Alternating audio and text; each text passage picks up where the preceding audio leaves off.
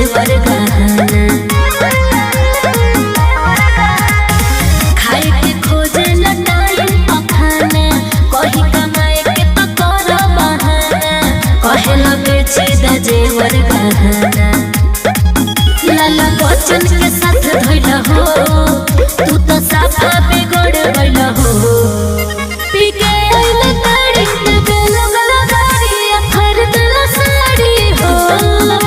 पी के आइले ताड़ी के बेलगला गाड़ी, खरीदला साड़ी हो। ना मन बे पियबे ना ना ना ना